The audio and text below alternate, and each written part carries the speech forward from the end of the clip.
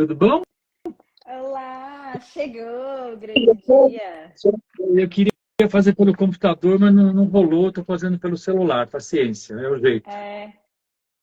Ah, o ruim é que... Bom, eu leio as perguntas aqui para você também, se precisar. Porque pelo celular fica pequenininha, né? Não, mas eu posso abrir o meu arquivo pelo web WhatsApp que você mandou para mim. Sim, mas eu posso ir fazendo também Pode, o claro. dando uma de... Posso falar uma coisa que eu esqueci de falar na sua apresentação? Que além de Tá? tudo isso, você é um excelente ator, né? Eu esqueci de falar disso. Porque isso aí pode ter diversos tipos de interpretação. Não, vamos falar da parte artística, de um talento nato, né? Tá bom. Bom, Posso, Narissa, posso começar me apresentando e aí eu pode, falo um pouco do pode assim, né? tema? É uma oportunidade que você criou, que eu agradeço por já, e você comanda, você conduz, me indica, tá?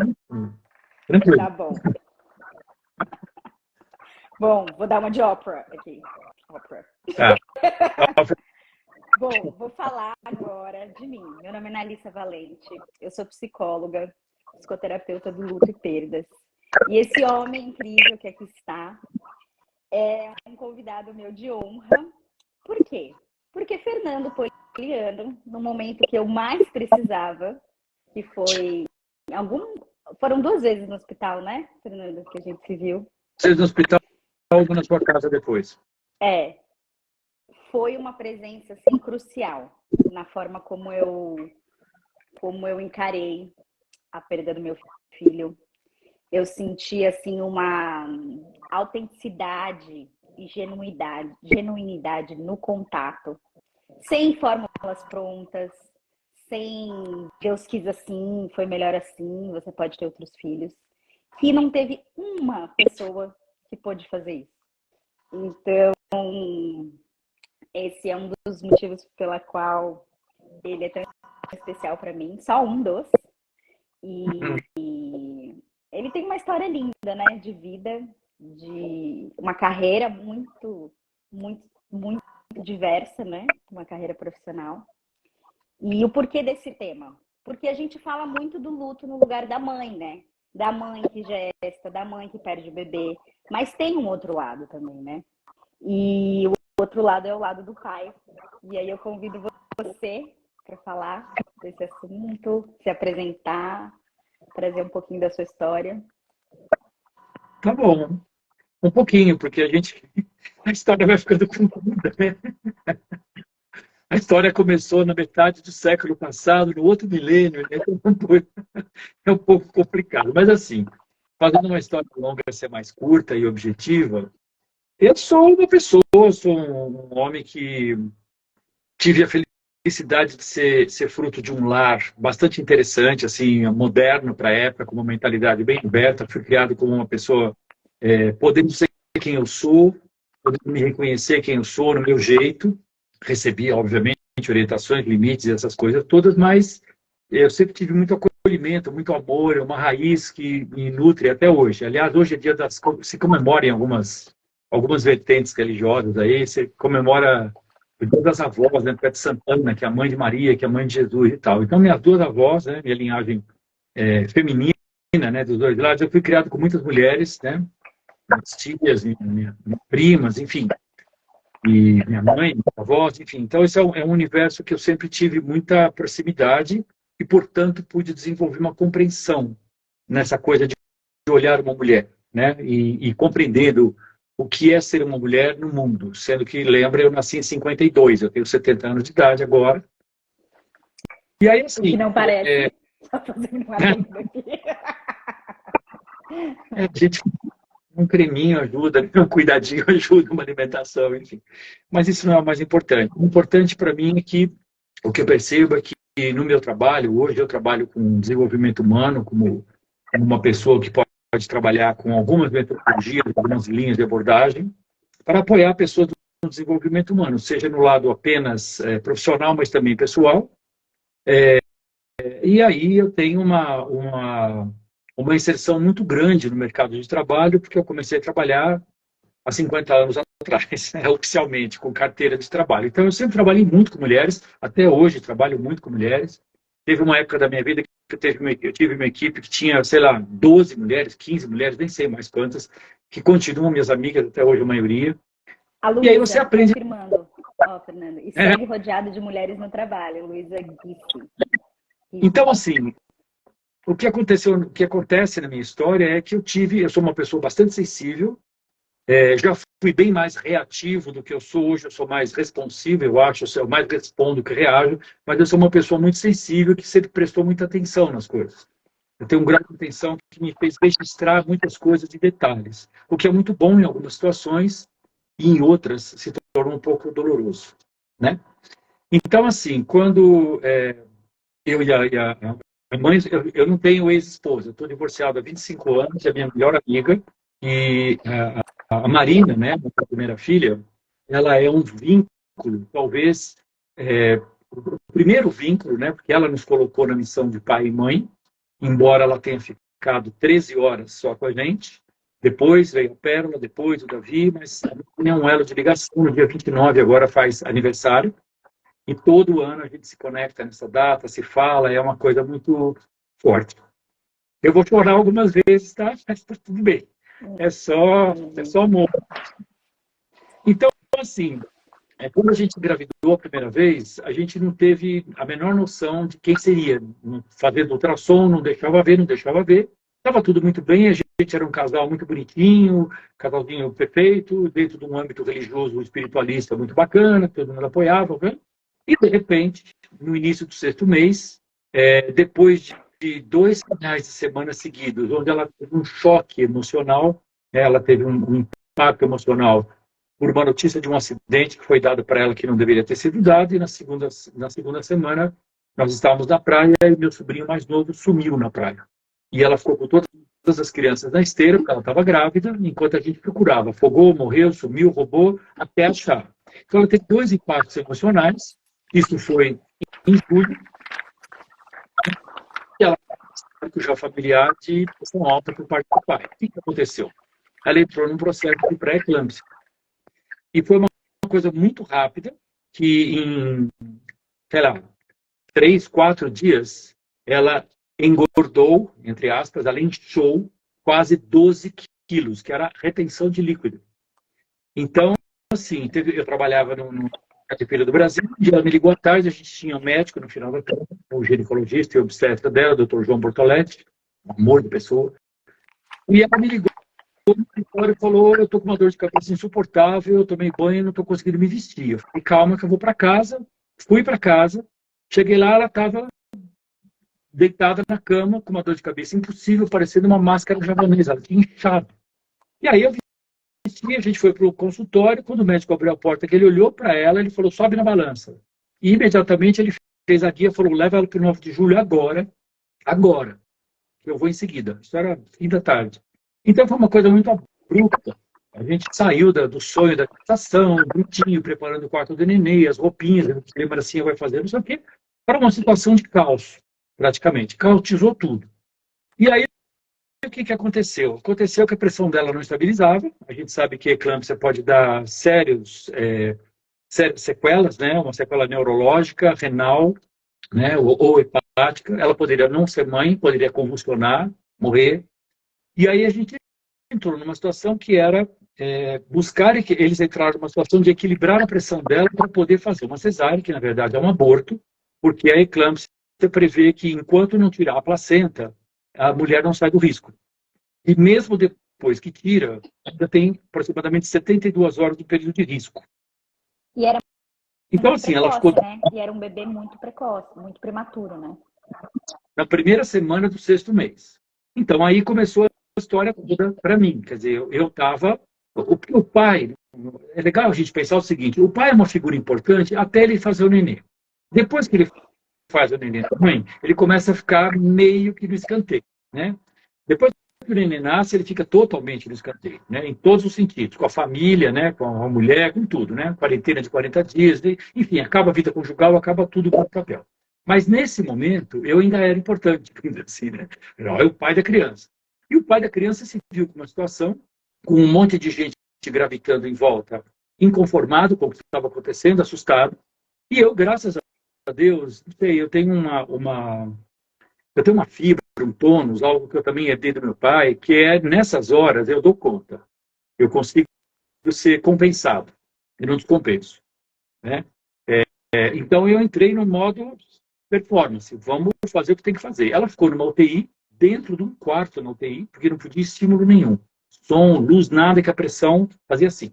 Só que a gente essa história tem muitos detalhes, mas não importa isso. A questão foi toda o seguinte: eles monitoraram a pressão dela durante 2 dias e meio, e no dia 29 de julho, o doutor falou para mim, ele falou: não vou deixar você assistir a cesárea, como a gente tinha falado, porque na verdade não é exatamente uma cesárea, o bebê provavelmente não vai nascer vivo, enfim. Eu falei, ok. Na véspera da cesárea, eu fui conversar com a neonatologista, que era uma cearense, dessa de cara redonda, bem simpática, a doutora Edna. E eu falei, doutora Edna, eu sou o pai dessa criança que está aí, a senhora vai receber essa criança amanhã, talvez. Eu quero saber o que é, como é que é, para que eu tenho que me preparar. Para a morte eu já sei. Mas aí ela, lembra direitinho, ela fez assim com o cabelo e falou assim: o senhor acredita em Deus? Eu falei, acredito. Ela falou, pois é, com ele. Aí ela me contou uns casos, falou, olha, é absolutamente imprevisível. A gente faz o que pode, mas 6 meses, no início do sexto mês, vamos ver. E o que aconteceu é que no dia 29 foi feita a cesárea e, contra todos os prognósticos, a Marina nasceu. E aí aconteceu que ela ficou, a neonatologista me chamou para vê-la à tarde. Eu estou contando esses detalhes porque isso impacta na minha história com ela, né? E com a perda dela. Claro. Não, e a Chamou sua à tarde. história? Ela me chamou e falou, eu vou fazer um procedimento com o bebê, o senhor quer acompanhar? E ela me deixou ver. E aí vocês imaginam, era um bebê perfeito, com 26 centímetros de comprimento. Era um palmo e um pouquinho mais. Perfeito. Com unha, com sobrancelha, com tudo. Um bebê completo. Mas era um bebê de 6 meses. Por exemplo, não tinha pele. Né? Não tinha pele formada para segurar líquido. E eles trataram o bebê como se fosse assim a grande esperança da humanidade. Então eu tinha a UTI infantil de um lado, com toda a esperança, todo o cuidado, e a minha mulher na outra UTI, né, no risco de vida, com um monte de gente estourada, acidente, doenças e coisas tais. Era uma coisa muito interessante. O nosso caso foi tão tocante, isso foi no Hospital 9 de Julho, aqui em São Paulo, que eu tinha trânsito livre na UTI. Eu entrava e saía da UTI a hora que eu queria. Ninguém me impedia de entrar. As enfermeiras ficaram tudo cocorocando em volta. Foi uma coisa muito bonita, assim, de amor, sabe? E o amor das pessoas da nossa Irmandade, que deu uma super força para a gente, embora muitas pessoas estivessem bem desequilibradas, bem alteradas emocionalmente. E aí o que aconteceu é que a Marina viveu 13 horas e eu fui para casa no final do dia, estava exausto. A hora que eu deitei para dormir, que eu desliguei a luz, tocou o telefone. E aí eu recebi um telefonema em que a pessoa que ligou falou: olha, queria saber, o senhor é pai do recém-nascido Marina Bechara Polignano? Eu falei, sim. Ela falou assim, então, o bebê faleceu. Assim, por telefone, na boa. Eu estava num estado assim, tão exausto, que eu virei para ela e falei, ok, então eu vou pedir para vocês deixar isso só entre eu e vocês. Ela não pode saber, né? Ela estava na UTI em risco ainda, né?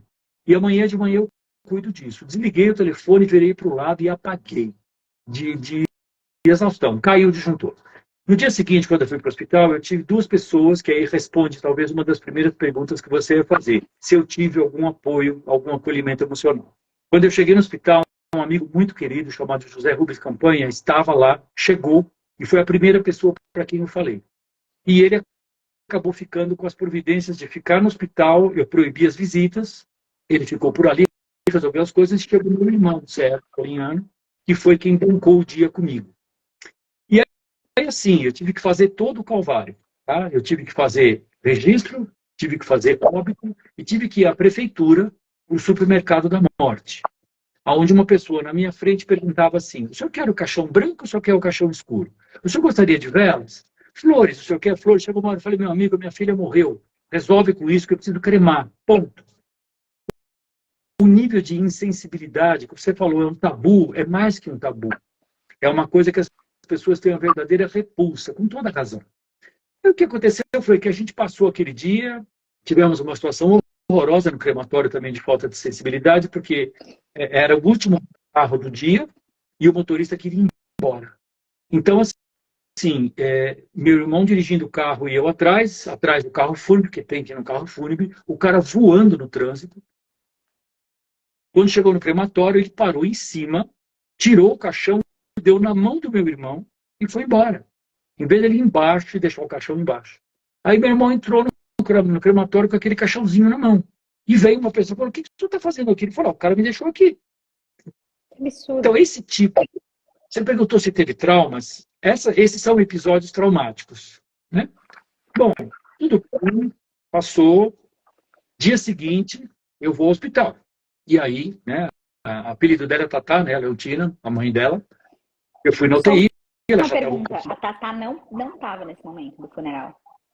O Tatá estava na UTI. Acabou a cesárea. Ela não chegou a ver a bebê, ela não chegou a ter nenhum tipo de... Esse é o próximo capítulo. No segundo dia, eu fui ao UTI, ela já estava melhor, porque o risco foi passando, os medicamentos foram fazendo efeito, ela, né, drenou todo o líquido. E eu fui na UTI, ela falou, eu estou doida para sair daqui para ter alta. Eu quero ir no berçário. E eu falei para ela, por quê? Eu falei, eu quero ver. E aí, assim, o que você fala para uma mãe nessa hora? Aí o que veio para mim foi, eu falei para ela assim, pensa nas flores. Aí ela estava meio doada de remédios, ela olhou para mim e falou assim, pensar nas flores. Eu falei, Tatá, pensa nas flores. Aí ela falou, não tenho que ver? Eu falei, não tenho que ver. Então foi assim que a gente entrou na dor da perda do filho. E aí, assim, eu levei um tempo, desse 29 de julho, um mês depois, a gente foi para a casa da minha mãe em Bertioga e a gente fez um ritual nosso lá de meditação, ficamos ouvindo umas músicas, ficou um clima bem sereno e tal, né? Buscando um contato mais com a natureza e tal. E estava muito frio, no fim da tarde a gente foi a pé até a beira da praia. E à medida que eu fui chegando perto do mar, eu fui assim, sentindo uma energia, uma coisa muito bonita, que eu pensei assim, eu vou entregar tudo isso para o mar. Né? Ela chamava Marina, eu peguei e entreguei ela para o mar, sabe? Assim, tipo, parecia que tinha tirado uma tonelada das minhas costas. Ok.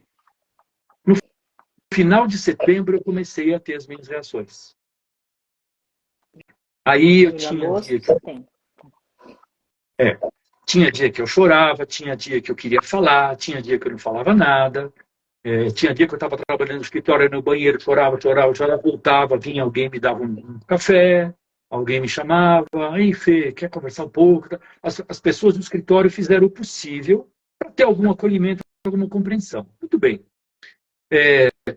Com ela, o que aconteceu foi o seguinte, no dia que eu internei ela, agora eu estou falando de mim, tá? No dia que eu internei ela, eu fiquei na maternidade.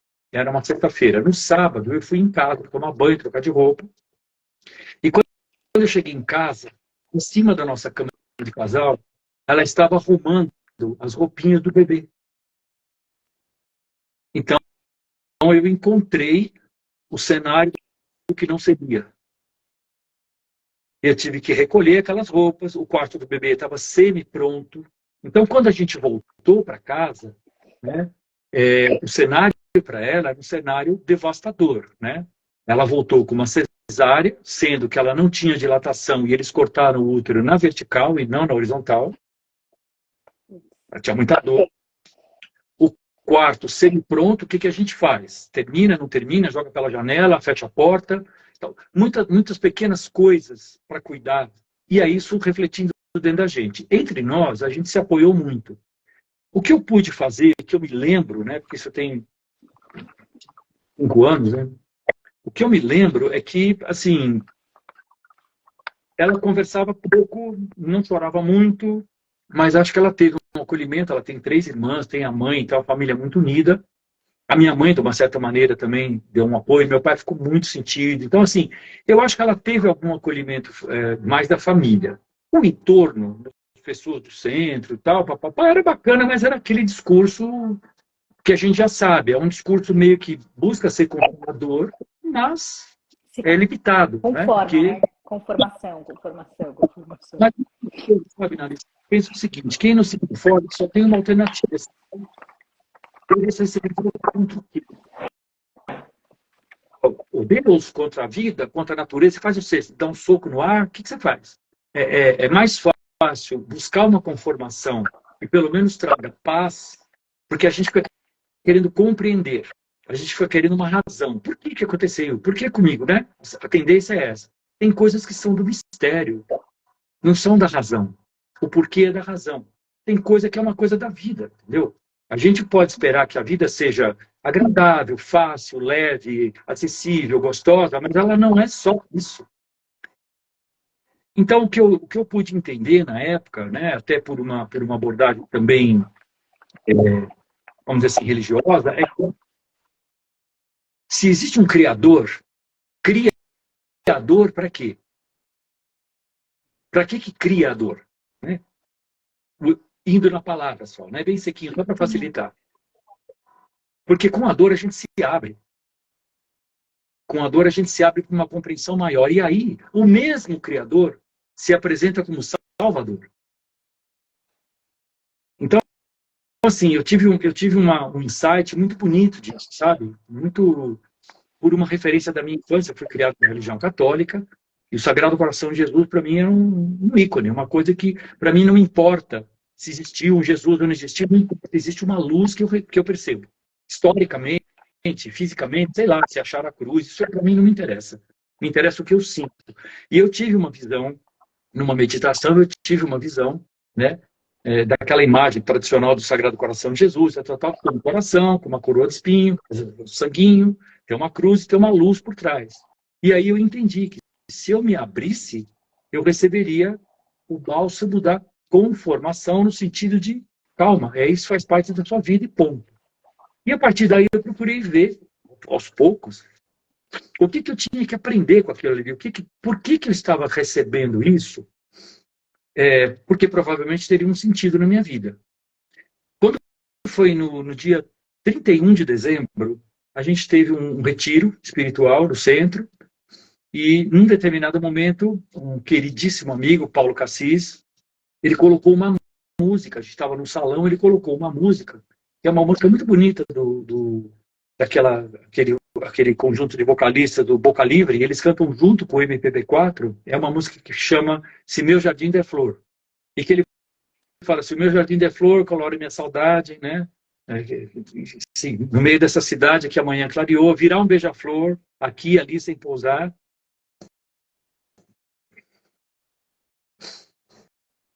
Que vai entrar nos meus olhos só para te encontrar. Naquele momento, eu tive a oportunidade de perceber que aquele fato não tinha acontecido fora de mim. Eu parei de olhar o fato fora de mim, eu integrei, isso faz parte da minha vida. Então, o lugar dessa filha é dela. Um ano e 7 meses depois, não, um ano e 7 meses não, isso foi em julho, a Pérola nasceu em dezembro de 87, né? E depois veio o Davi, um ano e 7 meses depois. O lugar da Marina é da Marina. O lugar da Pérola é da Pérola e o lugar do Davi é do Davi. A Pérola é minha segunda filha. Então, assim, é algo que, assim, esse ano vai fazer aniversário agora, dia 29, né? Eu tinha falado para você. Todo ano, dia 29, tem anos que me ocorre, eu lembro, tem anos... Eu sempre lembro porque eu falo pro Tatá, mas, assim, tem anos que eu choro, tem anos que eu fico triste, tem anos que eu passo numa boa. Eu aprendi que esse viver a minha dor do luto tinha que ser verídico. Então, se eu tinha vontade de falar, eu falava. Se eu tinha vontade de ouvir, eu ouvia. Se eu tinha vontade de ficar quieto, eu ficava. Eu respeitei o que eu estava vivendo e procurei viver com aquilo. Eu não tive, assim, um atendimento terapêutico, por exemplo, como você pode oferecer para as pessoas. Teria sido maravilhoso, mas eu não tive. Eu tenho um amigo terapeuta muito querido, que é o Kiko, né? Doutor Francisco Coelho. Mas eu acho que nessa época eu não estava fazendo terapia com ele. Enfim. Então, o que eu percebo é o seguinte, eu procurava uma palavra que definisse o meu status. E essa palavra não existe. Quando o filho perde o pai, uma mãe, fica órfão. Quando o pai perde um filho, uma mãe perde um filho, não tem um nome para isso. Eu queria um nome, eu sou o quê? E não existe. Então eu sou quem eu sou, com uma filha, na minha história, que me colocou na missão, no lugar de pai. E isso foi uma coisa maravilhosa. Deixou marcas profundas, indeléveis, né, que não apaga, que eu não quero que apague, ela é minha, mas não é um sofrimento. É como se eu pudesse falar assim, eu sinto como uma dor doce, sabe? Uma cicatriz que eu olho com carinho, sabe? Eu olho aquela cicatriz e falo, tá aqui, tem uma história, deixa ela aqui. Um valor, sabe? Como Não é esse uma dor por... beija-flor, né? Como esse beija-flor da música, né? Aí, um tempo depois, o que aconteceu? Eu comecei a ser... eu tive a oportunidade na vida de poder atender pessoas na mesma situação pela qual eu tinha passado. Então, como eu já falei para você, eu vejo assim, uma mãe e um pai que perdem uma criança, seja um aborto espontâneo no segundo mês de gestação, seja um bebê, seja como você perdeu um bebê de 2 anos e meio, né, o João, ou crianças mais crescidas, adolescentes, adultos, um pai e uma mãe que perde um filho fazem parte de uma confraria. Só entende quem participa. Infelizmente. As demais pessoas, a empatia é aquela história de se colocar no lugar do outro, né? Eu compreendo, aquilo me toca, eu sinto e tal, mas Deus me livre. Existe uma repulsa natural e justificada. Você sabe Então, que eu cheguei a ouvir isso, né, Fernanda? Eu cheguei a ouvir isso de algumas pessoas. Nossa, ainda bem que isso não aconteceu comigo, senão eu não iria aguentar. Eu olhava na cara da pessoa e falei, puta que pariu. Que coisa melhor de se falar. Eu estava falando muito menos para mim, né? Mas, enfim. Então, eu sinto assim, Narissa, que eu passei por situações, por exemplo, um casal queridíssimo que a bebezinha morreu de morte natural, 14 dias de vida no colo da mãe. Foi o primeiro bebê depois da Marina. E quando eu cheguei no velório, voltou tudo. E ali eu encontrei uma pessoa, um psicólogo, que é meu amigo. Eu estava em frangalhos, comecei a chorar, abracei a pessoa, e a pessoa não teve nada para me oferecer. Nada. Uma palavra, o conforto do abraço, nada. A pessoa se deixou abraçar e ali ficou. Então eu vejo que cada um faz o que é possível, né?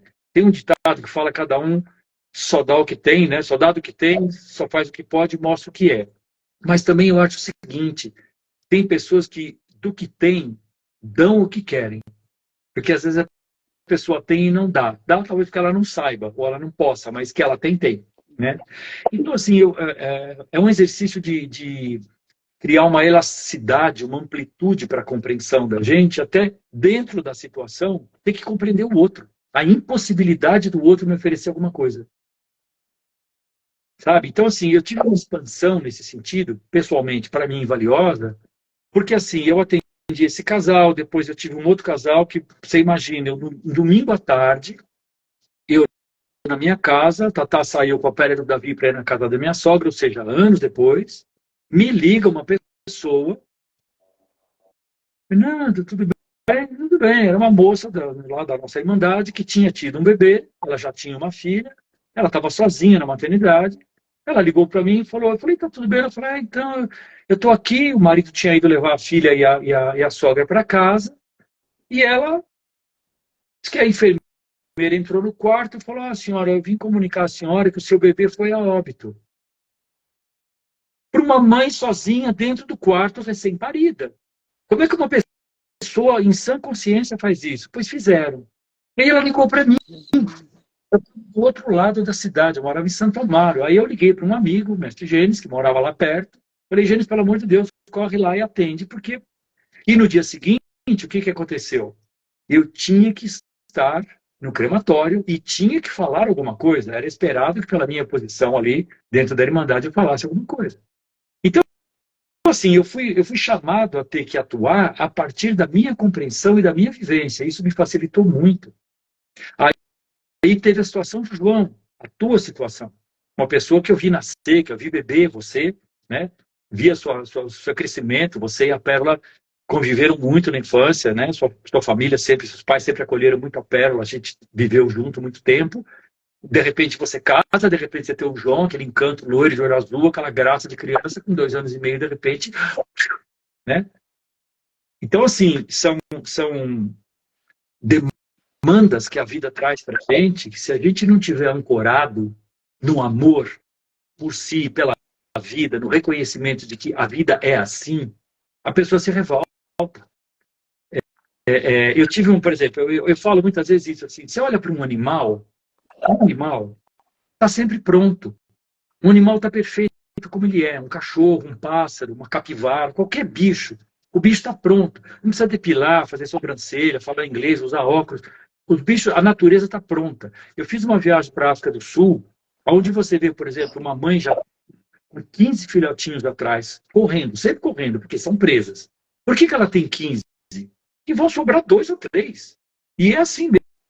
O outro bicho vai lá e come o filhotinho da outra. É terro, é molindo. Essa é a vida. Para quem já viu um parto normal, é uma coisa brutal um parto normal. Mas é o natural. É visceral, Dói. né? É algo É visceral, né? visceral. É visceral para a mãe e para o bebê. Né? É exaustivo. Então, assim, isso é a vida. A vida é crua, a vida é sangue. Né? Mas esse sangue, para a gente também pulsa onde? Num coração, que tem amor, que a gente sente as coisas. Então, assim, o tipo de apoio que eu sinto, que eu recebi, foi o que as pessoas puderam dar. Eu não tive pessoas que falaram coisas absurdas, no sentido assim, para o momento, né? Falaram, todo mundo que fala com a melhor intenção, mas a melhor intenção às vezes está absolutamente equivocada, né? A gente sabe disso. Então, assim, né, com a melhor das intenções, mas, puxa, você podia ter ficado quieto, né? Bebe um gole d'água, não engole, fica quieto, não fala nada, né? Era melhor. Mas tudo bem. Agora, o apoio que eu recebi, eu fiquei com o que vamos dizer assim, com o sentimento que fez a pessoa falar alguma coisa, né? Com a intenção que a pessoa trouxe. Porque, assim, o que eu sou capaz de falar hoje em dia para uma mãe ou para um pai? Né? Vai depender muito da situação, da circunstância, mas, assim, às vezes a gente não fala nada. Eu acho que o grau mais alto de empatia é quando você, na verdade, não fala nada, mas você emana uma presença que ancora alguma coisa na pessoa naquele momento. Porque às vezes não tem o que falar. É melhor não falar nada. Às vezes um abraço, um olhar, né, um gesto, que você vai lá e põe uma flor na mão da pessoa, a pessoa entendeu. A gente é muito narrativo. A ideia de que, muito... assim, você não está sozinho, né? Eu acho que É, uma das grandes... E só te interrompendo um pouquinho, tio Fernando, porque dentro dessa perspectiva do trauma que eu trabalho, que você conhece, o que se diz muito é isso, né? O trauma não é o que acontece com você, é o que é feito daquilo que acontece com você. Então, assim, tem uma diferenciação muito grande, né? Do que é. O que você faz a partir daquela vivência, né? Para que ela serviu? Por exemplo, eu, na época do nascimento da Marina, né? Um pouco antes, eu estava trabalhando numa empresa, eu entrei para ocupar o lugar de uma pessoa que ela teve ela foi acometida de uma, eu não me lembro o nome agora direito, mas é uma síndrome de esclerose múltipla simultânea. Ela perdeu o controle, o sistema nervoso central dela parou.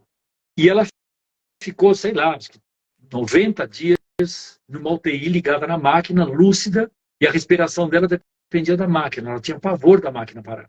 Né? E depois, graças a Deus, ela saiu do quadro e teve que reaprender tudo, andar, falar, se mexer, se limpar, tudo. E um dia eu encontrei com o marido dela, eu falei, como é que tá a Ângela? Ele falou, ela tá melhor. Eu falei, graças a Deus, não me fala desse filho da mãe.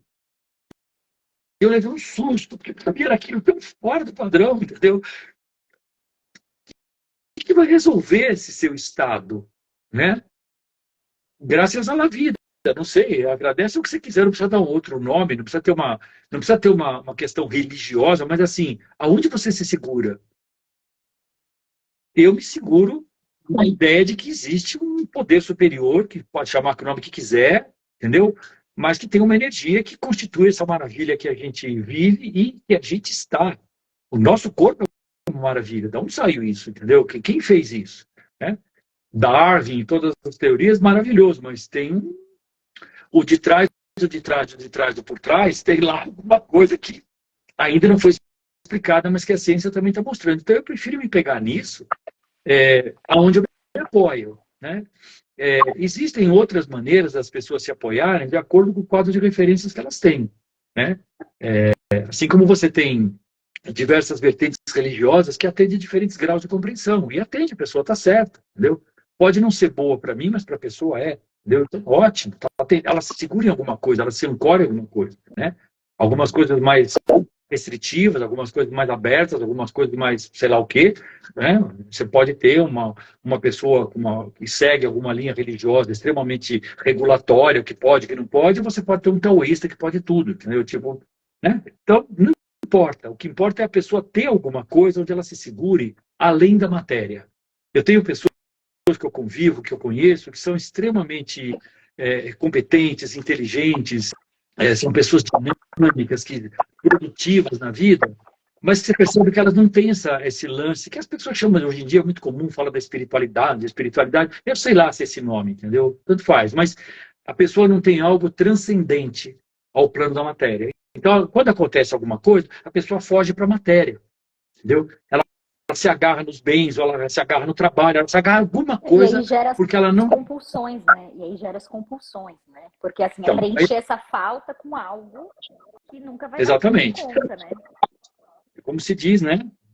Atrás de todo exagero tem uma falta do mesmo tamanho, né? Todo excesso tem uma falta correspondente. A gente tem um equilíbrio, né? Então você vê as pessoas se jogando numa coisa que você percebe que ela está fugindo dela.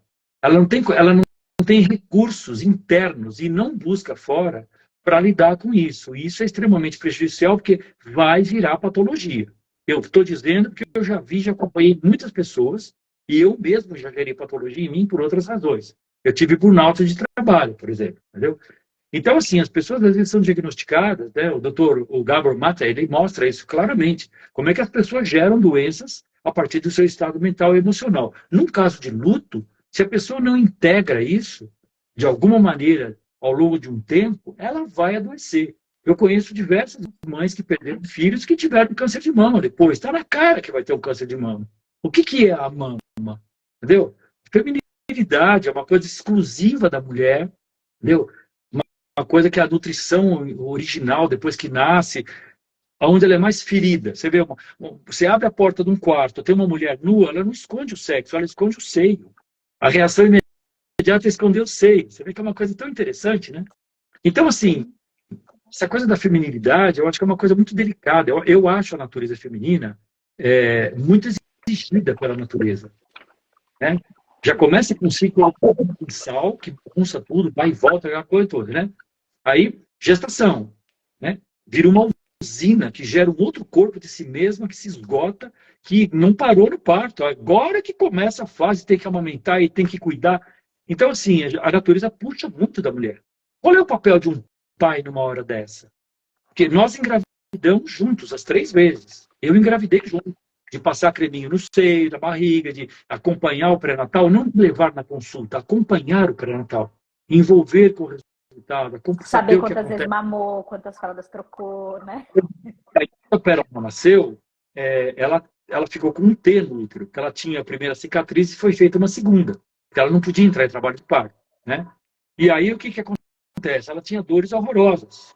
A Pérola nasceu 26 de dezembro, né? Então, eu estava de férias coletivas, e aí teve a licença paternidade, que não era muito tempo, muitos dias naquela época, mas eu tive. E aí, praticamente a primeira quinzena de vida da Pérola foi na minha mão. O banho que dava, o umbigo que era na minha mão, eu que levantava de madrugada, limpava o seio dela rachou toda, a gente passava... a única coisa que segurava era geleia real.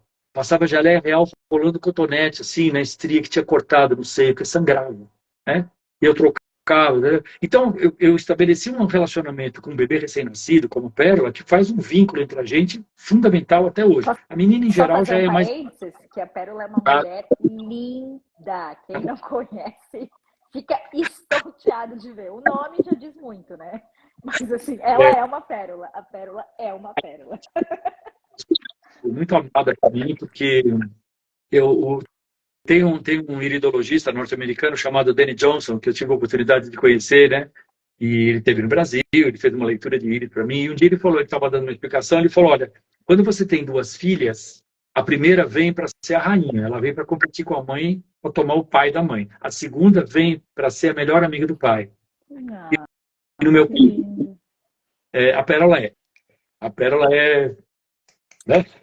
Ela tem um vínculo comigo, uma identidade, uma coisa muito legal. O Davi é outra história, outra relação, tem o lugar dele, um amado, tá no Peru. Aliás, hoje ele está na Bolívia, tá? A noiva dele lá, tá super bacana.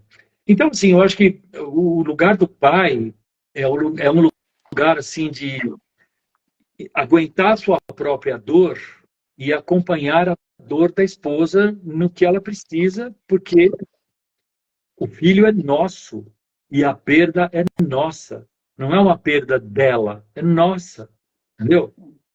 Eu tenho um amigo, já foi meu amigo, hoje em dia é um conhecido, que ele perdeu um bebê de 2 anos no dia do aniversário do menino. Houve Pô, um acidente, o menino. Você sabe o que ele fez? 6 meses depois ele fez outro. Tudo bem, já fiz outro, bora lá, vamos lá, vai. Oi, oi. Para mim, impensável. Deste jeito. Não é engravidar logo depois, não é isso que eu estou falando. Eu estou falando o jeito de lidar com a perda, a pessoa não integrou isso, não é possível. e é Entendeu? esse também que colocou o mesmo nome, ou pelo menos a primeira parte do nome, ou não? Porque Não, eu não, conheço um não sei. caso que teve uma primeira perda de um menino, e aí o segundo que nasceu, ele colocou o primeiro nome, o mesmo do que morreu. E, Essa e, foi mais não sei, mas e enfim. eu acho um O que eu peso enorme, né, para essa criança. É um peso absurdo, né, para uma criança. é, provavelmente haverá uma projeção nesse novo filho, né? É, guardadas as devidas proporções, é igual a pessoa ter um cachorro, o cachorro morrer, você arruma outro com a mesma raça e com o mesmo nome. Oi. Entendeu? Não Outro tem cachorro. espaço para um e para o outro, né? Fica tudo muito Aí, misturado, né? por isso que eu falo, assim, o lugar da Marina é da Marina. É como se houvesse um espaço, um buraco, né? Que nada preenche. O que preenche é a presença da ausência dela. Nossa, que lindo isso. Muito lindo isso. Mas é assim, para mim é. Muito E lindo. assim, às vezes eu estou de bobeira, assim, ela aparece, sabe? Ela vem, eu converso com ela, né? Tipo assim, dentro de mim, né? Mas eu não fico imaginando, filha, se você não tivesse morrido, agora você ter. Nunca tive esse tipo de fantasia. Nunca tive esse tipo de fantasia. Eu lembro dela, o bebê que ela foi, né? Que eu vi, no estado que eu vi, e mas eu nunca tive essa coisa, puxa, essa pérola, se a Marília não tivesse morrido, ela é a pérola. Nunca tive esse tipo de fantasia. O lugar de cada um, o lugar de cada um, para mim. Para mim facilita muito também, nunca me ocorreu. E não sei se para tratar isso aconteceu, eu acredito que também não. Mas a gente lida com isso de um jeito bastante profundo, né? A Tatá é do signo escorpião, né? E eu sou ascendente escorpião, então a gente vai muito fundo nas coisas, muita sensibilidade, né? Sente as coisas com muita E você intensidade. é um sagitariano, né, Fernanda? Assim, o sagitariano ele tem esse caminho de buscar o alto, né? O sagitariano não tem muita. Ele está sempre ali encontrando É, algo mais adiante, né? apesar do meu sobrenome parecer, né? Mas eu não sou poliana, eu sou poliniano, é outra coisa, né? É a realidade como ela é. Eu gosto muito da definição do Ariano Suassuna, né? Eu não sou nem otimista nem pessimista, né? Eu sou esperançoso, né? É um realista Sim. esperançoso. Acho muito legal. Eu procuro me colocar nesse lugar, de ser uma pessoa que olha a realidade, mas com uma vertente positiva, entendeu? E eu acabei percebendo que viver isso na minha vida me trouxe, além da dor, me trouxe uma experiência que é válida até hoje, que não parou até hoje, a vivência desse luto, dessa perda, mas é como eu falei, é uma dor doce, é uma dor tranquila, é uma dor que está acomodada no seu lugar, né? Não tem ressentimento, não tem mágoa, né? Eu tive um momento bastante interessante, eu acho legal mencionar, eu tive um momento e em 1998, ó, quantos anos depois, eu fui fazer um trabalho terapêutico que chama-se Processo Hoffman da Quadrinidade do Ser. São 9 dias internado lá, com uma série de exercícios e de Do Enneagrama, biodinâmica. né? Ele tem a ver com o Enneagrama, né? Não tem Enneagrama, não. Não? Tem, Não? tem meditações conduzidas, tem uma série de exercícios, tem coisa de bioenergética, de bater o porrete na almofada, botar os bichos para fora, reconhecer todos os negativos, depois os positivos e tal. É uma coisa bem bacana. E teve um momento nesses dias em que a pessoa que estava conduzindo, ela já faleceu, Marisa Tami, ela falou, nós vamos fazer um exercício de revolta contra a sua ideia de Deus. Seja Deus, Mestre Gabriel, Jeová, lá, seja quem for, você vai ficar em pé, vai fechar seu olho, vai se concentrar nisso, e você tem uma espada na mão. Segura essa espada virada para cima, aí ela foi conduzindo para atiçar a gente a abrir os portões. A hora que ela falou, já, né, você solta o que vier. E o que que veio? O que que veio para mim? Filha da puta, por que que você matou minha filha? E eu não sabia disso. Entendeu? Então, eu entendo que é o mesmo tipo de raiva que a criança engole contra o pai e a mãe, porque ela precisa ser amada. E ela tem medo.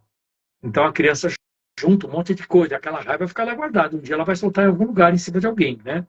É aquela coisa se a pessoa não cura a ferida, ela vai ficar sangrando em cima de gente que não tem nada a ver com aquilo, né?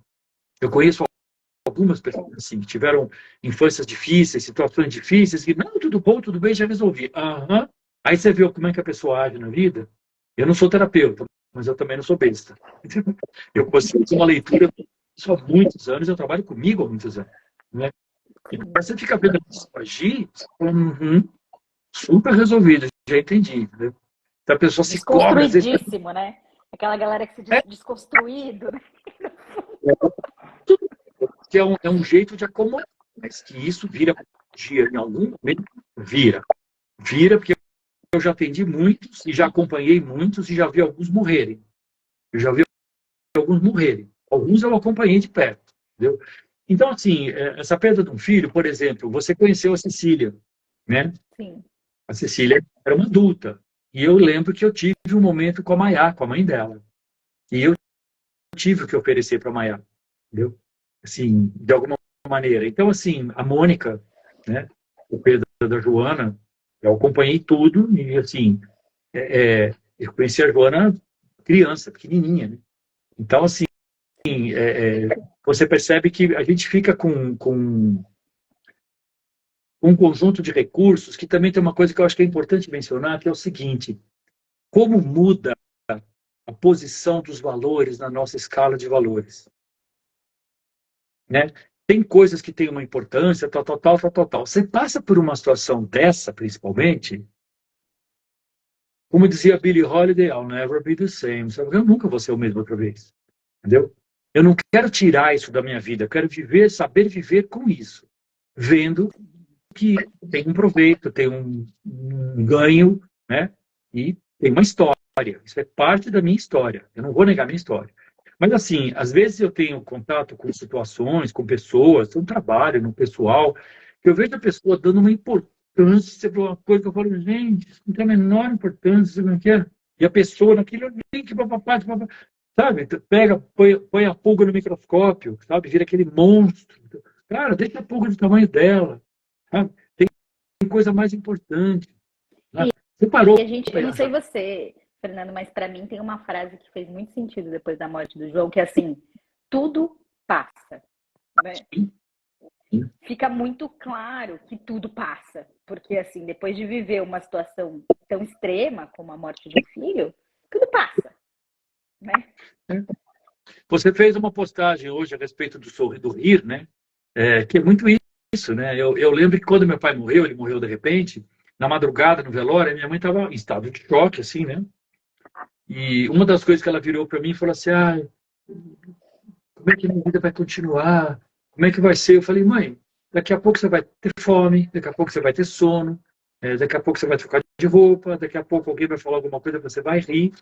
Life goes on. A vida continua, não tem jeito. Agora, você viver tem que mudar. Porque se não mudar, está sendo fake, está sendo falso. Né? Então, assim, acho que uma instância que a gente atinge de poder ampliar a compreensão, colocar as coisas na sua devida proporção, sabe? Relativizar, né? O que é uma pessoa discutir com você no trabalho, papapá, por causa disso, daquilo, ou na família, tal. Tá bom, tem uma importância, não tem que, mas, cara, tem coisas mais importantes na vida. A vida em si é mais importante. O que eu estou fazendo do meu tempo? O que eu estou fazendo da minha energia? Né? Aonde eu quero colocar meu foco de atenção? Isso é um trabalho muito legal, né? Para quem não conhece o trabalho do Fernando, só falando agora que você entrou nesse... Eu acredito, e aí você me responde, está aqui dentro do nosso roteiro, que o quanto isso te tornou o profissional que você é, né? Porque quando você trabalha com performance, eu vejo isso dentro da sua forma de trabalhar, seguindo os seus conteúdos, que você coloca um lugar muito assim, aonde a sua atenção merece foco, né? Então, se você puder falar um pouquinho disso. Posso, então. O que eu vejo é o seguinte, eu só consigo trabalhar com uma outra pessoa a partir daquilo que eu trabalho comigo mesmo, né? Quem sabe explicar tem que saber praticar. Se eu não pratico, eu estou blá, blá, blá, blá, blá, blá, blá, blá. Aí você vai ver, tem coerência? Não, não tem. Eu conheço um monte de gente que fala discursos maravilhosos. Cadê a prática? Né? Você não vê. Então, eu procuro falar daquilo que eu conheço. Tem coisa que eu não conheço. Mas eu posso falar de separação, de perdas, tudo quanto é tipo que você puder imaginar. Eu não tenho mais... A minha família toda agora sobrou meu irmão, que é 4 anos mais velho do que eu, a minha irmã, que é 7 anos mais nova, 2 primas, 3 primos. Um primo e 2 primas. Minhas tias já foram, meus avós já foram, meus pais já foram. Hello, entendeu? Digamos que a fila... Né? Tem pouca gente na minha frente, vamos dizer assim, entendeu? Teoricamente. Sim, daqui a pouco. Sim, a minha mãe e a minha avó viveram praticamente 92 anos, morreram porque acabou a pilha. Se eu puder viver, tiver esse direito, eu tenho mais 20 anos de vida. Sendo que as limitações vão acontecendo. Com o que eu quero assim, ocupar o meu tempo? Aonde eu quero pôr a minha atenção? A minha energia é com quem? Entendeu? Com que tipo de ambiente eu quero conviver e trabalhar, por exemplo? Que tipo de trabalho eu quero fazer? Então, o meu trabalho é voltado para o outro. Eu tenho um propósito de vida, né, que é auxiliar, contribuir para que as pessoas tenham mais consciência a respeito delas próprias, para que elas possam, por elas próprias, trabalhar por elas, né, e por outras pessoas. Sim. Onde a vida me trouxe com esse propósito? Trabalhar com líderes. Líderes trabalham consigo e desenvolvem outras pessoas. Hello, estou deixando alguma coisa. Eu dou aula. Né? Esse final de semana que vem agora eu vou para Belém. São lá 40, 50 pessoas que alguma coisa vai ficar, as sementinhas vão ficar. Então, minha vida não está sendo em vão. Eu não estou vivendo só para mim, só para construir um patrimônio, me sentir bem, ou só para ter isso ou ter aquilo. Eu quero ser útil para a vida, quero ser útil para o mundo. E eu trago comigo a minha história, a minha bagagem. E nessa bagagem tem uma filha que eu perdi. Né? E tem uma fala sua que eu gosto muito, Fernando, que você fala assim, o mais importante é você aprender a ser líder da sua própria vida, né? Porque se a pessoa não faz consigo, ela não vai fazer com ninguém. Ninguém dá para os outros aquilo que não faz para si. É uma ilusão. Não, eu vivo com meus filhos, se você não viver bem para você está vivendo mal para eles. Né? Eu sempre dou o exemplo do avião. Quando despressuriza a cabine e cai a máscara, a primeira máscara a ser colocada é a sua. Depois você ajuda os outros. Ao próximo, coma a si mesmo. Não é egoísmo isso. Isso é centramento, isso é eixo. Se você estiver bem, é mais fácil de você fazer o seu entorno ficar bem. Né? Pega uma mãe e põe ela em cima de uma cama. Pega um pai e põe em cima de uma cama, doente. Nada. Entendeu? Então, assim, eu vejo que tem escolhas que a gente tem que fazer, enquanto tem tempo para fazer essas escolhas. Tem pessoas que vão jogando, vão vivendo como se elas fossem eternas, né? Como se não tivesse limite. Tá bom, é uma escolha. Eu observo cada vez mais eu tenho procurado me colocar no lugar de observar para compreender, observar para aprender. Não me cabe julgar, não me cabe ficar interferindo, porque a pessoa fala desse jeito, isso aquilo me incomoda, a pessoa faz tal coisa. Isso é um problema da pessoa, a menos que me afete e me perturbe. Aí talvez eu tenha que me colocar, negociar ou sair fora. É o que cabe para mim, mas se não, entendeu? Acho que impor o meu jeito de ser para o outro, porque eu tenho tal vivência, a vivência é minha, entendeu? Houve uma época, depois que eu integrei essa coisa da morte da Marina, um pouco mais para frente, eu percebi que durante um tempo eu carregava isso comigo como um troféu, sabe? Um diferencial. Que é um diferencial? É um diferencial, mas não é um troféu. Eu sou um ser humano, um homem, um pai, que tem uma condição diferente de muitos outros pais. Né? Graças a Deus, muitos outros pais não têm essa condição. Isso só me torna diferente, não me torna melhor, me torna mais experiente. Sim. Entendeu? Então, assim, hidratar o ego, né? Fazer uma escovinha, assim, pentear um pouco. Tem uma responsabilidade que vem com isso, né? Tem um peso de uma responsabilidade que vem com essa vivência também, né? Mas é um peso que não é um peso para para sofrer o peso. É um peso para dar lastro, para a gente poder apoiar os outros, para a gente poder saber ter alguma contribuição melhor para a vida. O momento doloroso é um momento caótico, é um momento horrível, tal, mas a minha mãe falava, né, o ditado árabe, né, isto também passará. E também é o que você falou, vai passar e passa. Né? Então, com 70 anos de idade, tem muita coisa que eu olho e falo, ok. Não é bom, não é. Mas calma, vai passar. Entendeu? Você vai melhorar, daqui a pouco soprou. Então, assim, chegar num lugar de compreensão, porque eu conheço muitas pessoas, até com mais idade do que eu vejo que não conseguiram fazer um trabalho nesse sentido e, às vezes, se debatem com coisas menores, com coisas menos importantes, mas que, para elas, é o que elas podem fazer. Eu só observo, entendeu? Mas eu fico vendo, às vezes, o quanto fugir de se trabalhar, e principalmente procurar um apoio. O trabalho que você faz é riquíssimo, é maravilhoso, entendeu? Acolher as mulheres, acolher os pais, acolher os casais, né? Ter um espaço de escuta seguro, compreensivo, acolhedor, né? Winnicótico, né? Vamos dizer assim, né? Olhar para a partir de uma visão do Winnicott, né? Que é um autor que eu sei que você gosta muito e trabalha muito a partir dele também. Mas, assim, entender que não é à toa que essas coisas acontecem. Faz parte do viver de algumas pessoas. Então, o que a gente faz a partir disso? Né? Eu acho que a gente se fortalece. Para mim, é como a gente olhar uma planta e aquela planta ter flores, né, uma roseira, e de repente ver uma poda. Quando você poda uma roseira inteira, ela vira uma galhada de espinhos. Mas ela vai rebrotar. E vai rebrotar mais forte. E você vai valorizar mais ainda as rosas. Né? Então, especialmente se o casal perde um filho e tem seu primeiro filho e tem a oportunidade de ter outros, como eu e você, né? Ou o casal perde um dos filhos e tem os outros, né?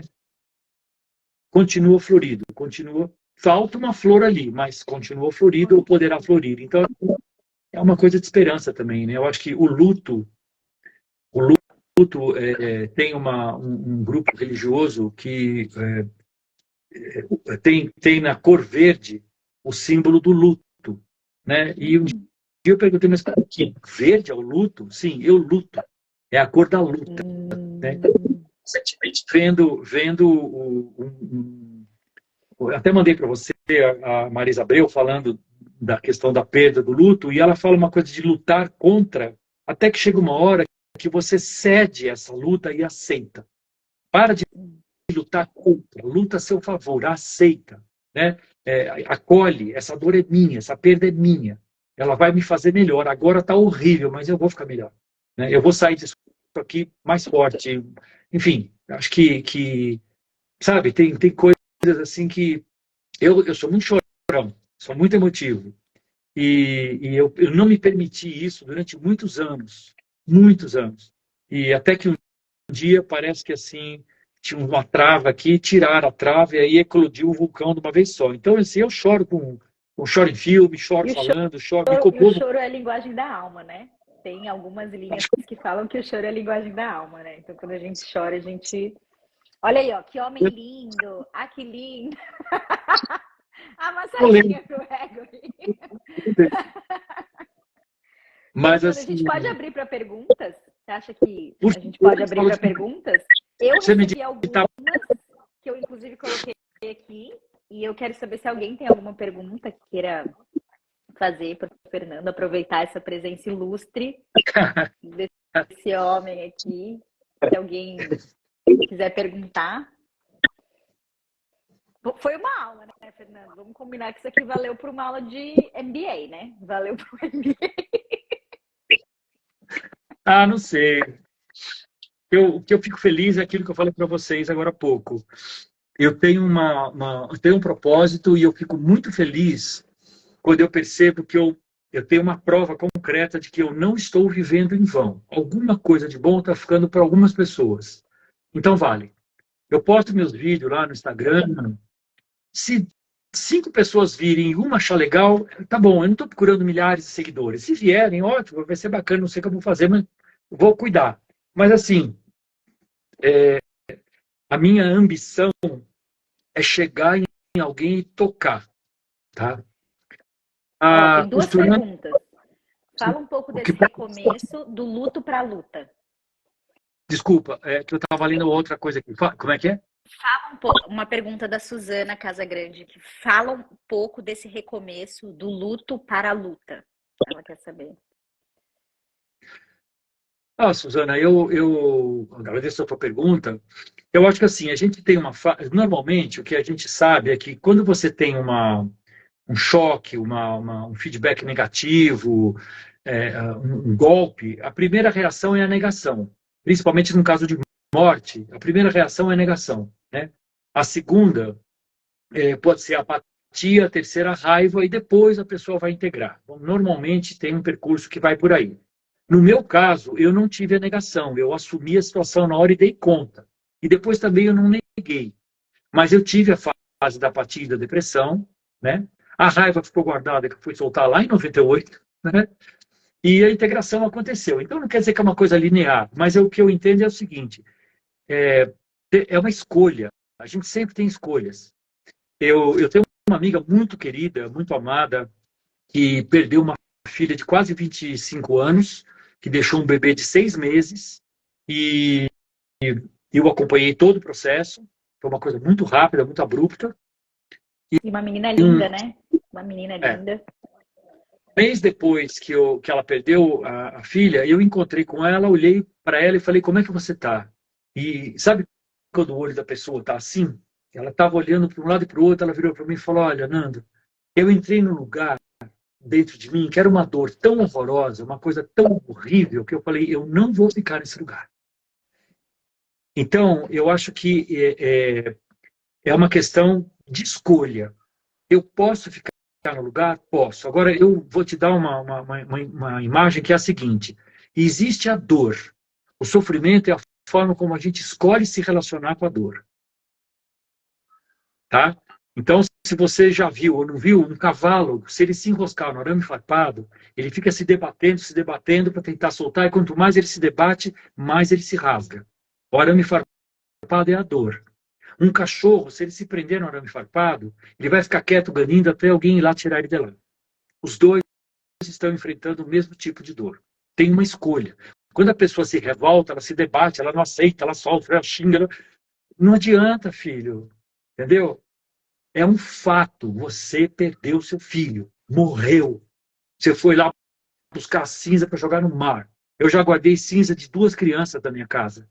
A primeira delas foi a primeira bebê. Quando aquela minha amiga perdeu o bebê de 14 dias, eu me ofereci para ir buscar cinzas, e eu fui buscar cinzas, e eu guardei na minha casa 8 meses. Porque o Zé Rubens fez isso por mim. Eu sei o valor que teve. Então eu fui buscar. Depois, quando perdeu o segundo filho, o mesmo casal perdeu o segundo filho com 12 anos, eu busquei as cinzas e guardei na minha casa. Caramba. E depois eu perdi um amigo, que você conheceu, o Dr. Glacos, que eu acompanhei todo o final, e eu guardei as cinzas na minha casa até a gente ir lá e levar no mar. Então, assim, eu já passei por coisas na minha vida que tem hora que eu vejo umas coisas assim que eu falo, eu não quero nem saber disso, sabe? Não me importa nem um pouco, sabe? Para mim, a vida é tão magnífica, é tão rica de oportunidades, que para mim eu vivo intensamente as coisas, mesmo a dor. Então, Suzana, é uma escolha. A gente escolhe, sabe? Se você tem uma ferida e toda hora você fica, tira a casquinha, vai ficar sangrando, a cicatriz fica maior. Cuida da casquinha. Ela vai cair normalmente, vai secar, vai ficar uma marca. Ela não dói mais. Tem uma Eu vejo segunda assim. pergunta, Fernando, que é da Costurando Bem, que é o que podem dizer sobre ressignificar o luto? O que você pode dizer sobre ressignificar o luto? Eu entendo assim, na sequência dessa resposta, dessa colocação em resposta à pergunta da Suzana, o que eu diria é o seguinte: a ressignificação, eu acho que ela parte da primeira visão da vítima, eu não merecia, Deus não foi justo, por que isso é justo comigo? Ou estou sofrendo demais, eu não sei. Essa primeira reação, que é natural, acho que é lícita, é justa que a gente tenha, é quando você passa a olhar aquilo e falar, bom, mas é um episódio que aconteceu na minha vida. Que outras abordagens eu posso fazer para esse fato? Quais outros ângulos eu posso olhar? Né? Então, por exemplo, durante a minha narrativa aqui, eu acho que eu trouxe alguns exemplos disso. Quando, por exemplo, eu percebi que aí eu tinha recursos para realmente ser empático com outra pessoa na mesma situação. Eu teria algo a oferecer. Como tive, sinto que tenho. Entendeu? E também para outros tipos de perda. Né? Eu tenho uma amiga que tinha um cachorro, que ela amava o cachorro. Um dia eu estava na minha casa, quieto, liguei para saber, Cris, como é que você está? E ela chorando, como é que você ligou para mim agora? Eu estou deitado em cima do cachorro, me despedindo dele, porque eu vou levar ele para ser sacrificado. Então a gente estabelece umas conexões que acontecem umas coisas meio que mágicas, porque você olha aquilo de um outro jeito. Se eu entendo que existe uma fonte de bondade, de beleza, de amor, não é cruel. Isso não está acontecendo na minha vida para me punir, para que eu sofra, para que eu seja um desgraçado. Está acontecendo porque deve ter uma razão, para eu aprender alguma coisa, para eu tirar disso algum proveito e servir ao outro. Porque se eu estou servindo ao outro, eu estou vivendo só para o meu umbigo, só para mim, para pagar minhas contas, desculpa. Eu respeito quem faz isso, mas não é minha vibe, não. Eu estou numa outra faz tempo, graças a Deus. Sabe? Então, e a vida fica muito, muito rasa, né? Fica muito superficial se a gente só mas acho que cada um só atinge o tanto de verdade que importa, não é isso? Acho que foi o tanto que falou isso. Sabe, cada um vai até onde pode ir, não está errado, tá todo mundo certo, sabe? Não tem um jeito melhor ou pior. Agora, ressignificar significa dar um novo significado. Qual é a escolha? Qual é o novo significado que você escolhe dar para o luto? É você que escolhe. Né? Pode ser uma reflexão que, de repente, num dia ele fala, puxa, mas eu posso olhar isso, puxa, mas isso também tem aquele aspecto. E aí você começa a ressignificar. Eu acho que tem um termo também, Fernando, que eu acho muito legal, que é bem também dessa parte do que fazer com as palavras, né? Qual que é a arte da etimologia, né? A etimologia das palavras. Que fala muito do ser sincero. O que é ser sincero? É sem cera, sem maquiagem. Sem cera, sem então, máscara. Assim, quando a gente encara a nossa história, a gente consegue olhar para ela. E aí a gente consegue dar uma outra cara, um outro encaminhamento. Mas a gente primeiro precisa ser sincero com a gente mesmo, né? Não tem como... A persona, né, a máscara que a gente tem que usar socialmente, ninguém eu sempre falo que transparência é um atributo do vidro de alguns tipos, né? A gente é sincero, a gente é verídico, a gente é autêntico, mas sincero, transparente, ninguém é. Agora, o sincero vem exatamente da questão das máscaras serem feitas de cera, né, no teatro grego, e aí então era sincero e a pessoa falar, mostrar a própria cara. A gente fala, estou dando a cara para bater, né? O luto bate na nossa cara sem que a gente tenha dado a cara para bater. A gente não quer apanhar aquele tapa, mas a vida dá o tapa. Não é uma escolha, né? Não é uma escolha, ninguém escolhe passar por isso. Então, a escolha está em como é que eu enfrento essa situação e o que eu faço de mim após isso. Como é que eu lido? Que o trauma vai ficar para a vida inteira, mas não quer dizer que é um desespero, que é um horror. Não. Eu tenho um episódio traumático, que eu lidei com ele assim, que eu tive tal e tal fase, que eu ressignifiquei de tal e tal forma, e que hoje eu lido de tal e tal maneira. Né? Então, acho que tem muitas instâncias que a gente pode trabalhar se a pessoa desligar um pouco o celular, sair do Instagram, né? Sair da televisão e ficar consigo um pouco. Não foge. Sair da cabeça no trabalho, trabalho, trabalho, trabalho. Está fugindo do quê? De você. Tem coisas aí precisando ser trabalhadas, você está fugindo disso, né? Eu compreendo, mas eu fico olhando, entendeu? Onde é que isso vai dar? Onde é que isso vai dar? Não vai ser um lugar bom, com certeza não é. Nossa, Não é. Fernando, amei. Não, é incrível. Ó, a gente conseguiu, em 1h10, cobrir tudo. Ó, eu tinha feito um script aqui. A gente conseguiu cobrir tudo. É Bom, muita agilidade. pergunta que não quer saber. Você está gravando? Tô gravando, com certeza, vai ficar gravado. Eu fiz o link, porque algumas pessoas podem não ter conseguido ver, você manda para mim, enfim, aí. Sim, Mas assim, sim. pela oportunidade, a gente tem um amor muito grande, né? Nós dois, eu por você, você por mim. A gente se acompanha, se fala bastante, né? O Fernando é quase que um oráculo pra mim. Às vezes eu tô numa situações assim, meu, pra quem que eu vou perguntar isso? Tá, Fernando. Por quê, Fernando? Tem uma coisa que eu gosto muito de você, e eu já te falei isso, que é essa sua postura sem julgamentos. Você quer uma pessoa que vai te ouvir sem fazer aquela cara de ou ai, credo, é o Fernando. E isso tem um valor na vida de uma pessoa que ouve o outro sem julgar, sabe? Isso tem um valor, assim, que eu acredito Logicamente, eu não consigo fazer isso sempre, mas eu procuro. Tenho procurado exercitar essa coisa do observar para compreender e para entender as coisas, para entender não, para compreender. Observar para compreender e aprender, sabe? Porque para mim, hoje em dia, uma das coisas que eu trabalho, se fala muito de inclusão, é muito fácil você falar em inclusão de gênero, de orientação sexual, de raça, do escambau, né? Pessoas com necessidades especiais, isso é muito fácil. Como é que você inclui a pessoa que pensa e vê diferente de você? Essa é a missão mais difícil que tem. O que eu mais trabalho com as lideranças é isso. Como é que eu faço com o meu subordinado, porque ele não aceita, porque não sei o quê, porque eu... Tá, você tem... Qual é a dificuldade que você tem de acatar o jeito dele ou dela, né? A inclusão do outro, sendo quem ele é, conhecer, não fantasiar o outro, não projetar no outro aquilo que eu gostaria que ele fosse, o comportamento que ele deveria ter. Eu acho que isso é uma perda de tempo. Né? Ó, o pessoal Não pedindo sei. aqui, traga mais vezes o Fernando para outros temas. Opa! A gente podia fazer um podcast, né, Fernando? Mas pode procurar lá no Instagram também, né? Pode me seguir lá na minha página, Sirius. Isso, fala para as pessoas onde elas te encontram, Fernando. Faça os vídeos sobre os temas que vocês quiserem. Eu estou procurando isso para expandir mais o trabalho. Eu acho que pode ser uma coisa bacana. E muito grato pela oportunidade, pela confiança. Agradeço as pessoas que estão aqui, que vieram. Eu que sou honrada pela sua presença. Sou muito, muito, muito grato pela sua presença.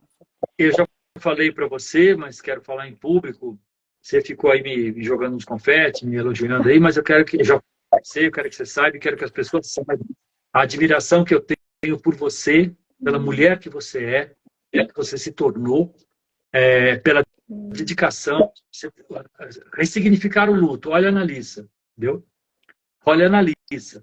Ela pegou aquela dor e transformou num serviço aos outros, dentro da profissão de formação dela e se especializando cada vez mais nisso, abrindo frentes de trabalho, criou o grupo agora de acolhimento para as mulheres. Então, isso, para mim, é um crescimento, é uma significação da perda do luto, e o João, para nós, é presente, é eterno. É que eu te falei, o lugar dele é o lugar dele.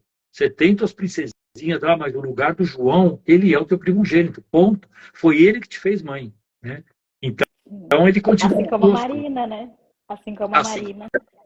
Todos os outros, então principalmente os primogênitos, né? Os que se foram, que eram os primeiros e se foram antes do que a gente esperaria. Mas enfim, eu admiro muito a sua fortaleza, sua firmeza. E eu lembro de uma coisa: a segunda vez que eu fui ao hospital, que a coisa já estava assim muito perto de se anunciar o final que a gente não queria, que você falou para mim uma coisa que me marcou profundamente. Posso falar?